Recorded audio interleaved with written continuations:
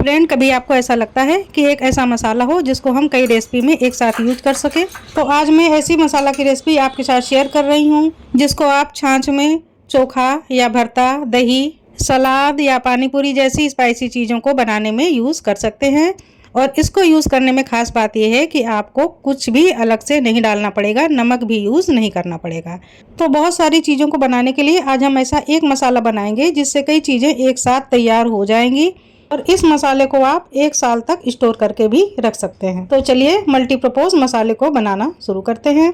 तो यहाँ पर हमने लिया है फ्रेश पुदीना।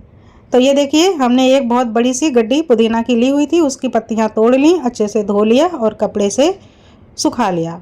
तो हम क्या करेंगे कि 1 प्लेट पुदीना हम अलग ले लेते हैं, बाकी के पुदीने को मैं सुखा करके रख लूँगी। तो ये पुदीना मैं बाद में पाउडर बनाकर यूज़ करूँगी। तो ये बिल्कुल प्लेन पुदीना है, इसको हमने नॉन स्टिक पैन में डाल दिया और अब हम इसको अलग अलग बिल्कुल कर लेते हैं, एक के ऊपर एक पत्तियाँ चढ़ी हुई ना रहें, और गैस पर चढ़ा देते हैं।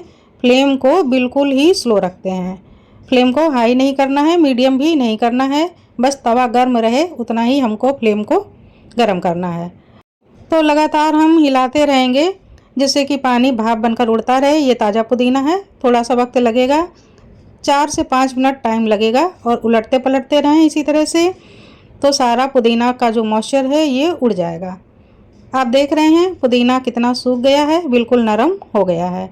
तो ऐसे में एक पत्ती तोड़कर देख लेंगे और ये देखिए बराबर टूट रही है।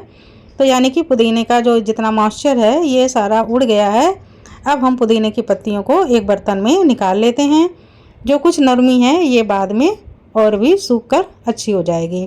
और यहाँ पर कुछ पत्ते हमने पहले से ही सुखाकर रखे हुए हैं। तो ये हैं कड़ी पत्ता, करी लीव्स 1 कटोरी, और ये है धनिया। धनिया को हमने काट करके छाया में सुखा लिया था, करी पत्ते को भी छाया में सुखा लिया था। पुदीने की पत्तियों को मैं नहीं सुखा पाई थी, तो पुदीने की पत्तियों को मैंने अभी अभी सुखा लिया। और अब लेते हैं कुछ मसाले।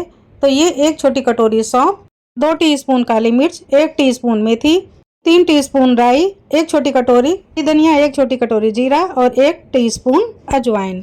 तो ये मसाले अभी हमने रेडी कर लिए हैं।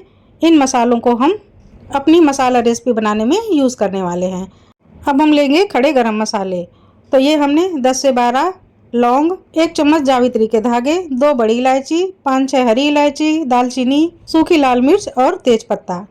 तो ये हमने खड़े मसाले ले लिए। तो चलिए अब फटाफट अपनी रेसिपी बनाना शुरू करते हैं। तो यहाँ पर हम पैन चढ़ा देते हैं। पैन में हमको तेल या घी कुछ भी यूज़ नहीं करना है। मसालों को सबसे पहले हम ड्राई रोस्ट करेंगे। तो हम डाल देते हैं जीरा। अब स्लो फ्लेम पर हमें सारे मसालों को भूनना होगा। तो बिल्कुल थोड़ी देर के लिए हम जीरा को भूनेंगे। जीरा थोड़ा मोटा होता है, सबसे पहले डाल देते हैं। अब हम इसमें डाल देते हैं सौंफ, साथ साथ में इसको भी भून लेंगे। तो हिलाते हैं और 1 मिनट इसको भी भून लेते हैं। अभी हम मसाले निकालेंगे नहीं, इसी में एक एक करके मसाले डालते जाएंगे। अब ये जो हमने धनिया ली थी, धनिया खड़ी है, तो इसको भी डाल देते हैं। सारे मसालों को हमें नमी दूर होने तक के लिए ही भूनना है, साथ में हल्का सा भून लेते हैं। अब हम मेथी दाना डाल देते हैं और ये काली मिर्च के दाने, इनको भी डाल देते हैं। मसालों को बिल्कुल स्लो फ्लेम पर ही हमको इसी तरह से हिलाते हुए ड्राई रोस्ट करना है। बिल्कुल भी इनका कलर बदलना नहीं चाहिए, ज़रा सा ही हमने हिला लिया। अब इसके बाद जितने भी हमने खड़े मसाले लिए थे ये सारे हम डाल देते हैं। तो मिर्च तो लास्ट में डालनी है, नहीं तो भंस आएगी, तो खांसी आएगी। और ये सारे मसाले सूखे हैं, बस इनकी नमी निकालने के लिए हम इन्हें भून रहे हैं। अब हम यहाँ पर जो हमने राई के दाने लिए थे, काली वाली राई है, इसको हम डाल देते हैं। आप इसकी जगह में पीली वाली सरसों भी डाल सकते हैं। थोड़ा सा हिला लिया हमने और थोड़ी थोड़ी खुशबू आनी शुरू हो गई है मसाले में। तो अब लास्ट में हम डालेंगे अजवाइन। अजवाइन बहुत बारीक होती है, बिल्कुल नीचे चली आती है, इसलिए इसको हम सबसे लास्ट में डालेंगे। जो बड़े बड़े मसाले हैं या जिनमें नमी है उन मसालों को हम पहले डाल देंगे। तो ऐसे क्या होगा कि हम एक ही पैन में सारे मसालों को भून सकेंगे, नहीं तो हमें सारे मसाले अलग अलग ड्राई रोस्ट करने होंगे। तो खड़े मसाले सारे भून चुके हैं, अब हम पत्तियों वाले मसालों को डाल देते हैं। तो ये हमने पुदीना, कड़ी पत्ता और सूखे वाले धनिया पत्ता सभी को डाल दिया। अब इनको भी हल्का सा भूनते हैं। तो ये सारा काम हमें करना है, तो टोटल काम करने में हमें 5 मिनट का ही वक्त लगेगा, ज़्यादा नहीं लगेगा। मसालों को भुनने में बहुत ज़्यादा वक्त नहीं लगता है। भीनी भीनी सी खुशबू आने लगी है, पूरे किचन में महक हो गई है, बहुत अच्छा लग रहा है। तो हम गैस को बंद कर देते हैं। मसाले ड्राई रोस्ट हो चुके हैं। इसी पैन में थोड़ी देर के लिए हम मसालों को छोड़कर ठंडा कर लेते हैं। मसाले ठंडे हो गए हैं, तो अब हम लेते हैं मिक्सर का जार और सारे मसाले इसमें डाल देते हैं। तो अगर एक बार में सारे मसाले आ जाते हैं तो आप एक बार में डालिए, नहीं तो 2 बार में भी डाल करके पीस सकते हैं। तो ये बड़ा जार है, इसमें सारे मसाले आ जाएंगे, देखते हैं। तो आ गए हैं। अब हम सारे मसालों को एक साथ ही पीस कर आपको दिखाते हैं। तो ये देखिए मसाले पीसकर बिल्कुल तैयार हैं। और अगर ये मोटे लगें तो आप इनको छन्नी करके छान सकते हैं, लेकिन बिल्कुल भी छानने की मुझे ज़रूरत नहीं समझ में आ रही है, क्योंकि बहुत ही बारीक मसाले पिसे हैं, एक भी मसाला खड़ा नहीं दिख रहा है। तो सारे मसालों को हम इसी पैन में पलट लेते हैं। अब हम इसमें मिलाते हैं आम का पाउडर। तो अमचूर पाउडर डालना ज़रूरी है, जिससे कि ये मसाले को हम हर चीज़ में मिला सकें। तो एक छोटी कटोरी हमने अमचूर पाउडर या 4 टीस्पून भर के नाप के आप डाल दीजिए। इतना हमने अमचूर पाउडर ले लिया है। और अब हम डाल रहे हैं ढेर सारी हींग, यानी कि 1 टीस्पून भर के हमको हींग डाल लेनी है। हींग का गजब का फ्लेवर होता है, गजब का स्वाद होता है, हींग को स्किप नहीं करते हैं। अच्छे से सबको मिला लेते हैं। तो पहले तो हम क्या करेंगे, अमचूर पाउडर, हींग सभी को अच्छे से हाथ से मसल लेंगे, जिससे किसी की भी कोई गांठ ना रह जाए। तो दोनों हाथों से बहुत अच्छे से रगड़ रगड़ कर मैं एक जैसा कर लेती हूँ। तो फ्रेंड, जब हम घर में मसाला बनाते हैं तो हमको ये पता होता है कि हमने क्या डाला है, हम जो चीज़ खा रहे हैं वो कितनी क्लीन है और हम क्या क्या खा रहे हैं, हमें सब पता होता है।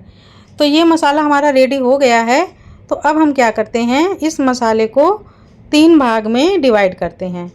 तो 3 भाग में डिवाइड करने के लिए हमने एक ही साइज की कटोरी ले ली है और तीनों में हम बराबर बराबर भरेंगे। आपको दिखाने के लिए हम इस तरह से कटोरी का यूज़ कर रहे हैं, नहीं तो मैं तो अंदाज से 3 जगह, जैसे कि एक ढेरी होती है, बस वो मैं कर लेती हूँ और उसी के हिसाब से मैं आगे का काम करती हूँ। लेकिन मैंने आपको दिखाने के लिए मैंने मसाले को 3 भाग में डिवाइड कर दिया है, जिससे कि अगर आप मेरी रेसिपी को देखकर अगर बनाएंगे तो आपकी रेसिपी भी मेरी तरह ही बनकर तैयार होगी, बिल्कुल भी चेंज नहीं आएगा। तो ये देखिए सारा मसाला बराबर है और 3 भाग में है। तो इस मसाले के 3 भाग करने क्यों ज़रूरी हैं, ये मैं अभी आपको बताती हूँ। तो सारे मसाले को अब मैं वापस इसी पैन में पलट देती हूँ। तो अब क्या हम करेंगे कि जितना ये मसाला है इतना ही हमको नमक मिलाना है, लेकिन नमक हमको 3 तरह का मिलाना है, एक तरह का नमक नहीं मिलाना है।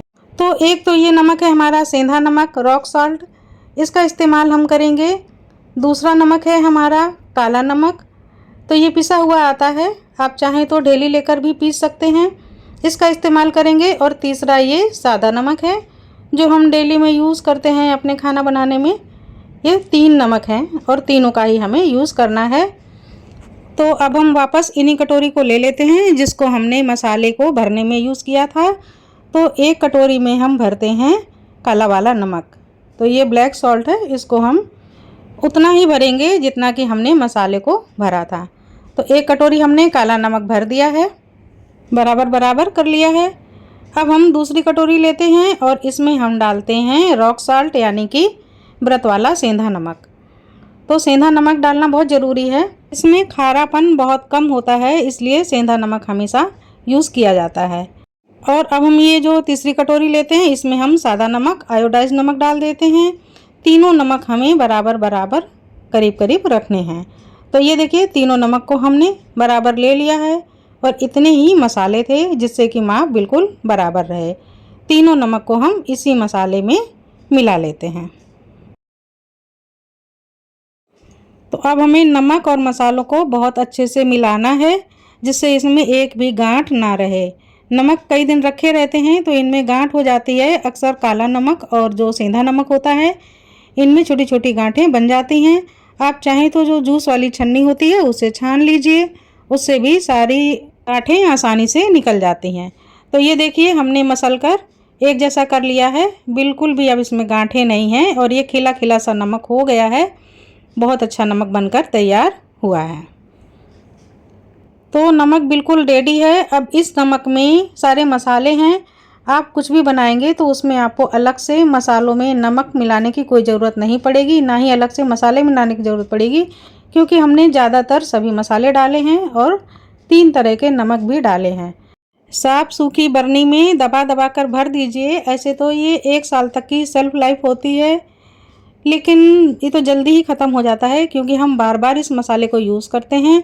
और इस मसाले को हम दही में, रायते में, छाछ में, दही बड़ा, फ्रूट सैलेड या कि हम शरबत बनाते हैं तो शरबत में भी जब हमें कि आम की शिकंजी बनानी होती है, पन्ना बनाना होता है, तो मसाले की ज़रूरत पड़ती है, उसमें भी आप इसी मसाले को यूज़ कीजिए। तो ये कई तरह की रेसिपी का एक ही मसाला है और ये लाजवाब स्वाद देता है। महिलाओं के लिए ये बहुत ही हेल्पफुल है। एक बार बनाकर रख लीजिए, फिर आपको पता चलेगा कि मैंने कितनी अच्छी चीज़ बना ली है और कितने काम की चीज़ बनाई है। तो फ्रेंड, मेरे घर में ये मसाला हमेशा रहता है। मैं जिसको भी देती हूँ वो बहुत दिमाग लगा लगा कर सोचता है कि इसमें क्या क्या पड़ा होगा, ये कैसा काला नमक है। तो आज मैंने अपने इस नमक मसाले के सारे सीक्रेट आपके साथ शेयर किए हैं। फ्रेंड, आप भी इस बड़े काम के मसाले को अपने किचन में जगह ज़रूर दीजिए। मेरी रेसिपी अगर आपको पसंद आई हो तो लाइक कीजिए, कमेंट कीजिए, शेयर कीजिए और जुड़िए अंजना दीक्षित के आसान रेसिपी से। मिलती हूँ किसी नई रेसिपी के साथ, तब तक के लिए नमस्कार।